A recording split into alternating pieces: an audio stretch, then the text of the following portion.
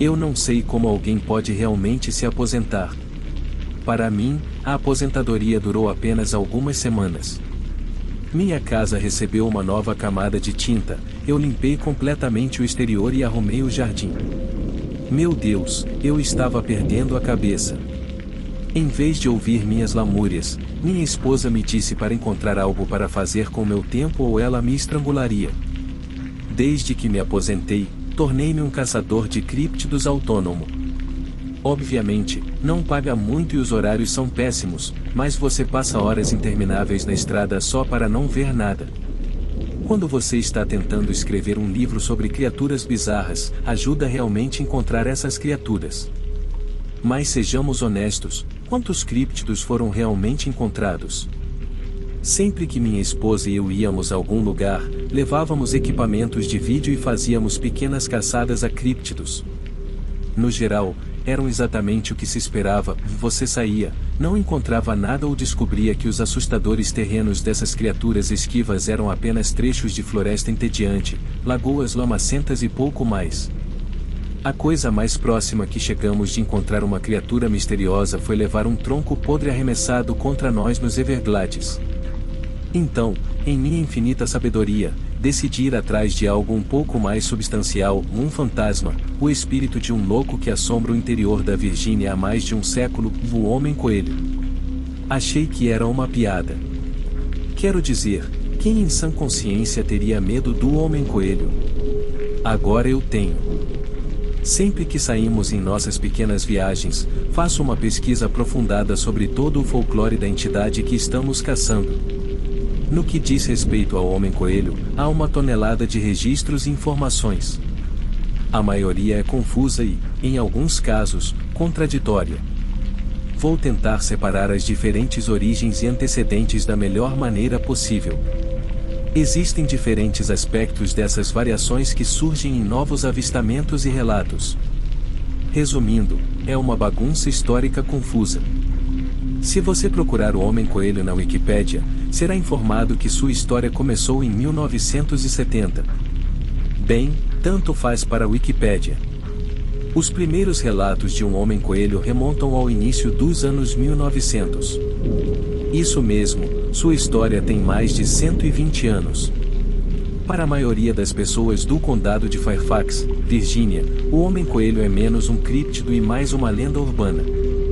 Como eu descobriria mais tarde, é muito mais do que apenas um conto folclórico. O primeiro relato dessa criatura ou pessoa é tão ridículo quanto o nome sugere, uma pessoa ou pessoas afirmaram ter visto um coelho gigante vagamente em forma de homem ou um homem em uma fantasia de coelho. As coisas ficam muito menos engraçadas quando você descobre que essa entidade foi avistada segurando uma grande faca. A fundação da lenda do Homem-Coelho começa com o mais clássico dos tropos de horror, um paciente mental fugitivo. Era uma vez um asilo para loucos em Clifton, Virgínia. A população da área havia aumentado após o fim da Guerra Civil. Como você pode imaginar, essas pessoas não queriam criar seus filhos ao lado do que percebiam como uma ameaça. Os residentes iniciaram uma petição pedindo que os internos fossem transferidos para a prisão de Lorton. Como costuma acontecer nessas lendas, um dos veículos transportando os internos sofreu um acidente. 10 internos conseguiram escapar. Após uma busca exaustiva, todos os homens, exceto 2, foram encontrados e capturados. Restaram Marcus Valster e Douglas Griffin. Num triste reflexo da aplicação da lei na área, depois de um tempo, a busca por esses homens foi interrompida. Mas então, um dia, Valster foi encontrado, ou pelo menos seu corpo foi. Foi descoberto pendurado na ponte de Colchester. Como acontece com a maioria dos mitos e lendas, há partes que simplesmente não resistem ao teste da verdade. Neste caso, foi o que foi encontrado perto de seu corpo que levanta algumas bandeiras vermelhas. Segundo a lenda, uma pegada foi encontrada perto de seu cadáver. Dentro da pegada, havia uma mensagem: "Você nunca vai me encontrar, e você sabe disso." Assinado, o Homem-Coelho. Quanto mais eu investigava, mais perturbadoras as coisas se tornavam. Em 1905, alguns adolescentes decidiram visitar a ponte de Colchester. Foi uma péssima ideia, já que desde a descoberta do corpo de Valster, ela havia sido apelidada de O Ponte do Homem-Coelho. Digo péssima porque, segundo a lenda, os corpos mutilados dos adolescentes foram encontrados pendurados na ponte, exatamente como o de Marcus Valster havia sido meia década antes. A ponte tornou-se um bicho-papão local. Os pais proibiam seus filhos de se aproximarem do lugar. Quem poderia culpá-los? Sempre que uma criança se comportava mal, seus pais avisavam que o Homem-Coelho viria buscá-los, então era melhor se comportarem ou encontrariam seus corpos pendurados na ponte. Agora, deixe-me parar por um momento e dizer que isso é uma das coisas mais absurdas que vi durante minha pesquisa. Os pais que disseram isso a seus filhos precisam de visitas regulares dos serviços de proteção à criança. Avançando algumas décadas, em 1970, um relatório surgiu sobre um lunático correndo por aí em uma fantasia de coelho, empunhando um machado. Desnecessário dizer que ele não estava cortando lenha. Mas, nesta parte da saga do Homem-Coelho, as coisas se tornaram mais plausíveis. Numa noite fria de outubro de 1970, o cadete da Academia da Força Aérea dos Estados Unidos, Robert Bennett, e sua noiva estavam viajando pela estrada de Guinéia, na pequena cidade de Burke. Eles estacionaram e se prepararam para visitar o tio de Bennett. Algo fora do carro se moveu, chamando sua atenção. Antes que pudessem reagir, a janela do passageiro da frente foi quebrada. Aterrorizados, olharam pelo buraco e viram um homem do lado de fora. Ele começou a gritar sobre como estavam invadindo propriedade privada e que tinha anotado a placa do carro deles. Olhando para baixo, encontraram o machado que o louco havia jogado no carro, caído no chão do veículo. Quando você analisa esses relatos, é fundamental apenas relatar os fatos. E o fato é que as duas testemunhas não concordaram sobre o que viram. Bennett disse que viu um homem em uma fantasia de coelho. Sua noiva disse que o homem estava vestido com um manto branco e um chapéu alto e pontudo. Tire suas próprias conclusões. Talvez seja apenas minha opinião, mas a coisa mais estranha dessa história foi o que a polícia fez com o machado após concluir sua investigação e devolveram-no a Bennett. 10 dias depois, em 29 de outubro, o Homem-Coelho atacou novamente. Um guarda de segurança chamado Paul Phillips viu alguém de pé na varanda de uma casa em construção. A casa estava localizada em Kings Park West, na estrada de Guinéia, a mesma em que Bennett e sua noiva haviam estacionado uma semana e meia antes. A descrição de Phillips é semelhante à do cadete da Força Aérea em vários aspectos. Ele afirmou ver um homem vestido com uma fantasia de coelho, embora tenha dito que a fantasia era preta, cinza e branca, não apenas branca. Outra semelhança entre os dois relatos é o tema de que o Homem-Coelho não apreciava pessoas invadindo seu território.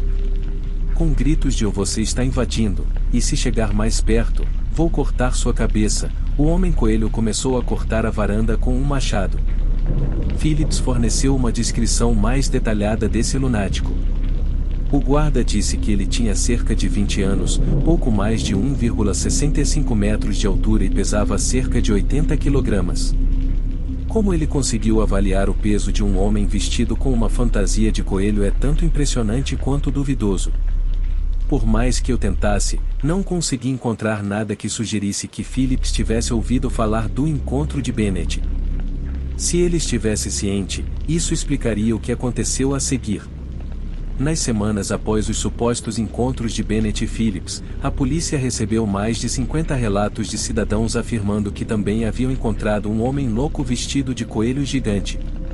Tenho certeza de que você pode imaginar que, quando uma história sensacional sobre um monstro ou OVNI surge, todos e seus irmãos afirmam que também tiveram uma experiência semelhante. Quanto a mim, na época, eu estava tendo dificuldade em acreditar nesse críptido. Aparentemente, a polícia do condado de Fairfax sentia o mesmo. Com poucas ou nenhuma evidência, eles encerraram os dois casos sem fazer uma prisão. Um jornal notável, pelo menos na época, publicou um artigo afirmando que o Homem-Coelho havia comido o gato de alguém. Enquanto eu dirigia em direção ao centro da lenda do Homem-Coelho, tentei entender mais de um século de relatos. Uma coisa que eu podia dizer com certeza é que o Homem-Coelho desafia a classificação. Cada geração adicionou sua própria camada ao mito ou distorceu o que veio antes. Quando você faz o que eu faço, vive uma vida lendo nas entrelinhas. Você caça artigos, esperando encontrar algumas palavras que o ajudem a identificar um local específico ou talvez um endereço, algo sobre a descrição, qualquer coisa. Permita-me dizer, por experiência própria, que mais de alguns caçadores de críptidos por aí são movidos mais por emoção e paixão do que por dedicação aos fatos e à ciência. Depois de vasculhar alguns sites com informações sobre o Homem-Coelho, eu queria chorar. Alguns são personificações do plágio, outros não apenas contradizem outras fontes, mas a si mesmos também. Com o passar dos anos, as lendas se deterioraram. Começaram a circular boatos de que, à meia-noite de Halloween, você poderia ver um flash de luz na ponte. Agora, a lenda do Homem-Coelho escapou de seus limites na Virgínia e se espalhou por todo o país. Há uma série de filmes sobre o Homem-Coelho e você pode até conseguir uma camiseta ou ficar bêbado com cerveja do Homem-Coelho. Não é de se admirar que a maioria das pessoas não leve esses relatos a sério. De qualquer forma, há uma coisa que aparece em quase todas as versões da história do Homem-Coelho, na ponte de Colchester. Colocando comida e refrigerantes no meu Hyundai Elantra e vestindo meu casaco mais quente, dirigi para a Virgínia em busca de um monstro. Para esta excursão específica, eu iria sozinho. Minha esposa bateu o pé quando sugeri que fossemos caçar um maníaco homicida vestido de coelho. Quase fui nocauteado por um Kunkunab. Não quero que minha lápide diga, aqui jaz Alice, morta por alguém vestido como Pernalonga. Com um beijo e um aceno de cabeça, ela me desejou boa sorte enquanto eu começava a minha viagem. Durante minha pesquisa, descobri que é praticamente ilegal vigiar a ponte no Halloween. A polícia local chegou a bloquear a ponte durante o feriado assustador. Para ficar seguro, decidi não visitar o marco perturbador no Halloween. Eu não queria ser preso por invasão, mas também sabia que pisar em seu domínio era a única coisa que poderia chamar a atenção do Homem-Coelho. Não achava que havia muita chance de ver alguma coisa. A principal razão pela qual fui foi para fazer algumas pesquisas e poder dizer que realmente estive lá. Depois de fazer check-in no meu hotel, passei o dia viajando pela área local. São menos de 10 quilômetros entre a ponte do Homem-Coelho e Kings Park West. Não demorou muito para eu ter uma ideia geral do lugar. Parei em lojas e dirigi pelas ruas. Em todos os lugares que fui, algo parecia errado, as pessoas, os prédios, tudo parecia estar sob a influência de alguma coisa. Repreendi a mim mesmo, cara, pare, você acabou de chegar. A própria ponte é tão entediante quanto se poderia imaginar. Bem, durante o dia. Quando escureceu, tudo mudou.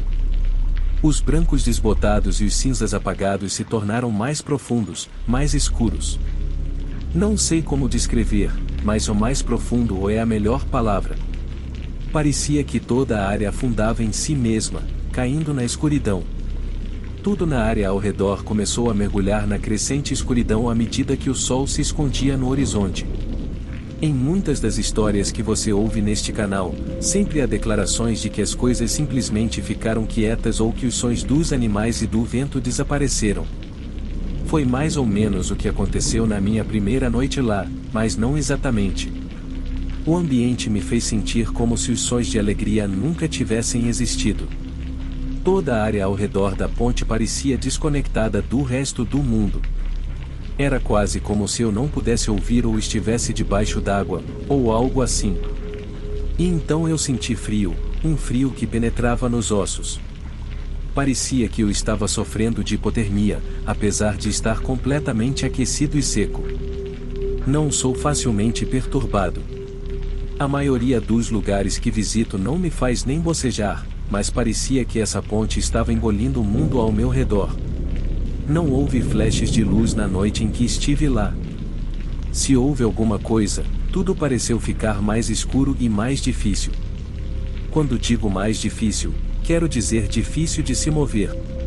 É como quando você tenta correr em um sonho e, por mais que tente, não consegue ultrapassar um ritmo lento. Foi então que eu os ouvi. As vozes. Definitivamente, havia vozes na escuridão. A princípio, pareciam estar vindo de uma grande distância, tão distante que eu não conseguia entendê-las bem. À medida que se aproximavam, consegui distinguir palavras em meio ao murmúrio, e não aqui e ou você não pode me encontrar ou foram as que ouvi com mais clareza. Havia algo lá fora, mas não parecia focado ou coerente. Acho que a ponte de Colchester é uma dobra de horrores e tragédias não resolvidas que atraem dor para si mesma.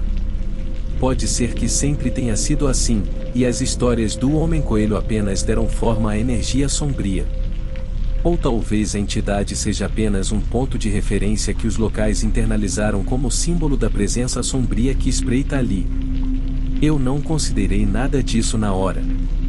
Quanto mais as vozes se aproximavam, mais minha mente racional gritava para eu correr. Entrei no carro e dirigi de volta ao hotel o mais rápido que pude. Rezei para que o que quer que estivesse lá fora não tivesse me seguido. Para meu horror, seguiu. No caminho de volta, encontrei várias pessoas que pareciam deslocadas, dado o horário avançado. Entrando no saguão do hotel, quase esbarrei em um homem cansado, na casa dos 30. Ele parecia ganhar vida assim que me viu. Você se divertiu lá fora esta noite? Aquilo foi a gota d'água. Arrumei minhas malas e fui embora naquela mesma noite. No caminho de volta, tive muito tempo para pensar. Comecei a desenvolver uma teoria. E se, muitos anos atrás, algo aconteceu ali? E se o tecido da região tivesse se desestabilizado de alguma forma? Quando estive lá, parecia que estava andando pelo livro It, de Stephen King. Era como se alguma força tivesse tomado conta da área, sufocando-a em seu abraço sombrio. Licença poética à parte, havia algo na região que me deixou feliz por voltar para casa. Durante a viagem de volta, fiquei me perguntando, será que os assassinatos do Homem-Coelho criaram uma cicatriz paranormal que afeta a área até hoje? É por isso que a entidade apareceu em tantas encarnações diferentes ao longo das décadas. Não acho que o Homem-Coelho seja um críptido ou mesmo uma lenda urbana. Acho que é uma influência. Algo ali causa coisas ruins. E estou muito feliz em declarar que nunca mais voltarei lá. Na verdade, depois das minhas experiências na Ponte do Homem-Coelho, não tenho certeza se farei mais pesquisas de campo para meu livro.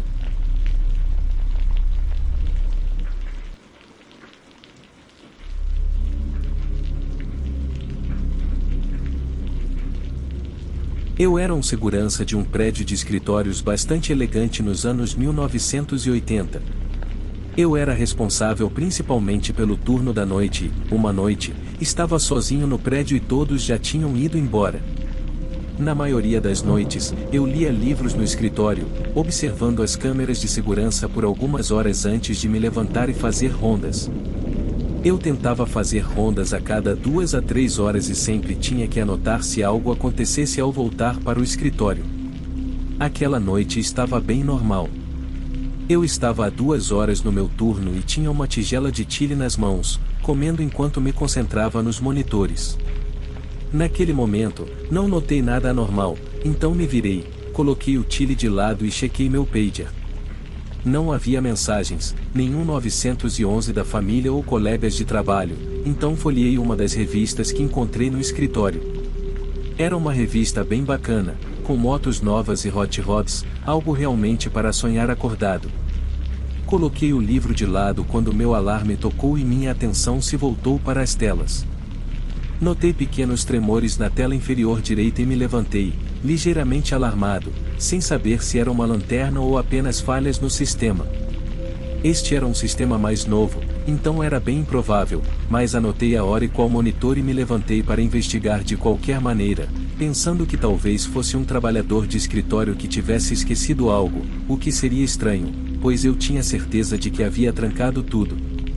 Saí do escritório com meu pager no quadril e minha mão firmemente agarrada à lanterna pesada que nos deram. Era pesada o suficiente para balançar, se necessário, e fornecia uma luz excelente. Subi as escadas até o terceiro andar, verificando cada canto do andar. Naturalmente, não encontrei nada, então imaginei que fosse uma falha, mas não conseguia explicar a luz piscando na parte inferior direita da tela. Continuei para o quarto andar, onde jurei ter ouvido água correndo, então fui até lá, anunciando minha presença para quem quer que estivesse ali. Fiquei no banheiro bem iluminado, não havia ninguém lá, mas a água estava correndo e as luzes piscavam. Achei que a água tinha sido deixada aberta por alguém e que a eletricidade estava com problemas, já que estava bastante tempestuoso lá fora. Desliguei a água e apaguei as luzes. Comecei a voltar para o meu escritório quando ouvi um estrondo. Empurrei a porta do meu escritório e vi fumaça saindo do mesmo monitor em que eu havia visto aquele tremor. Puxei os cabos dos monitores, ligando para meu chefe no telefone fixo dele. Ele não atendeu, então deixei uma mensagem e escrevi um relatório. O fato é que aqueles eram monitores novos. Não tinha ideia do que fritou o monitor que piscava. Pluguei os outros de volta e imediatamente os desliguei novamente. Eu havia visto na CCTV com interferências uma figura de sombra. Se fosse apenas uma tela com falhas, estaria tudo bem e eu teria ido investigar, mas era a mesma sombra em cada uma das telas. Tranquei o prédio novamente para a noite e fui para casa.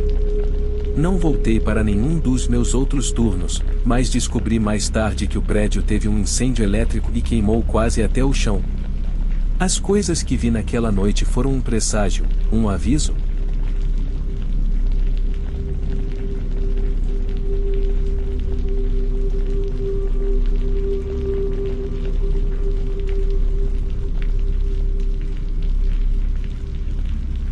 Há alguns anos, trabalhei para um hotel Marriott como auditor noturno. Para lhe dar um pouco de contexto sobre o layout, este hotel estava próximo a uma grande rodovia, com a entrada principal próxima à recepção, de onde se podia sair pela porta dos fundos, a menos de 20 pés de distância. Em contraste, os lados do hotel se estendiam por mais de 100 pés, com corredores longos e estreitos que levavam às saídas e portas que se trancavam automaticamente. Neste trabalho, o salário estava bom e, às vezes, era relativamente tranquilo, apesar das chamadas telefônicas aleatórias de hóspedes irritados. Em uma noite particularmente calma durante o inverno, quando tínhamos apenas 10 quartos ocupados de 150, eu tive que fazer minha ronda interna pela propriedade. Fazíamos isso para entregar recibos e garantir que as pessoas estivessem na cama.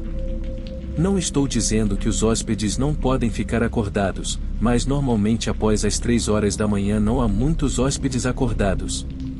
Como de costume, travei as portas automáticas com um interruptor escondido em nossa recepção e, em seguida, travei manualmente as portas da frente perto da recepção, como um sistema de segurança de 2 níveis. Eu não as destravava até às 6h30, antes do início do café da manhã, para economizar algum tempo. Normalmente, eu ficava na sala do escritório assistindo vídeos das 2h às 6h30. Naquela noite, estava assistindo a um vídeo no meu celular quando ouvi as portas automáticas se abrirem, o que imediatamente me deixou preocupado, pois eu já as tinha trancado. Pensei que estava ouvindo coisas, para ser honesto. Então, pelo canto do olho, vi o que parecia ser a cabeça de uma pessoa literalmente passando pela porta manualmente trancada, que é espessa e pesada. Pensando que eu devia estar vendo coisas, ignorei e continuei a assistir ao meu celular, achando que era falta de sono ou minha mente me pregando peças. Não demorou nem 3 minutos para, novamente pelo canto do olho, eu ver uma mulher, mas ela parecia estar flutuando no ar. Ela passou completamente pelas portas, vestindo um longo vestido vermelho carmesim, saltos vermelhos, e tinha cabelos loiros enrolados em um estilo muito antigo.